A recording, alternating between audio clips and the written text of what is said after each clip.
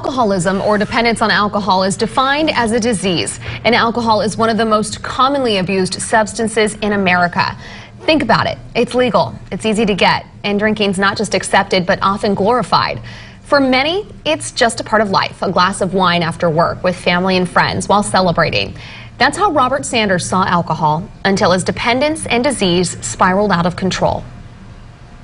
Growing up, the Bill overpass, people were out there and, in the brown bag, and that was the addict. And it wasn't. It was the person who had a good job and had a good car and was hiding it. Robert Sanders was the guy with the good job and good car. He went to church. He had a nice family. And a dark secret. Probably started to be a problem before I really recognized it to be a problem. Going to lunch and having 2 or 3 hour lunches with your people from work. Every social event was around alcohol. You make sure you had wine. You go wine tasting. Then you went into martinis. He didn't see it as a problem until everything else started to collapse. The 2008 housing crisis hit his successful mortgage company hard. That crash soon would extend to his life. We should have closed a company and started something else at that point, but I tried to keep it open for 2 years, and that stress just got the best of me and started drinking more, and alcohol led into other things and made poor choices and lost my family and everything else. This isn't the first time Robert has been through a recovery program, but 7 months sober, he says this time is different. This time he's being honest about his problem in front of God and everyone. The last time in treatment, I think what was really successful was I had made my mind up. All the other times in treatment, I hid it. Nobody knew that I had an addiction problem.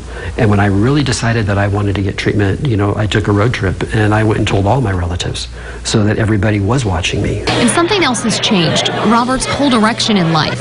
At 53, he's taking courses to become a drug and addiction counselor. I think for years and years my purpose was, what can I get? What can I provide? I had the big house. I had all the nice cars. We took all of the trips. But that didn't really fill all of the needs of my heart. Maybe I found my calling to go in and be able to spend the next 15 or 20 years to be able to give back and help people rather than just take from society.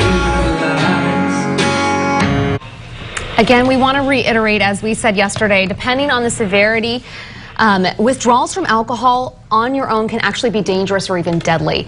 Talk to your primary care doctor about how to stop drinking safely. Many people we spoke to touted the benefits of group support and programs like Alcoholics Anonymous. That program offers meetings all over Kern County. Aspire Counseling Services is one of several places here in town that offers both inpatient and outpatient help. We have posted a link to these resources on our website, along with a quick test you can take to identify if you have a problem with alcohol.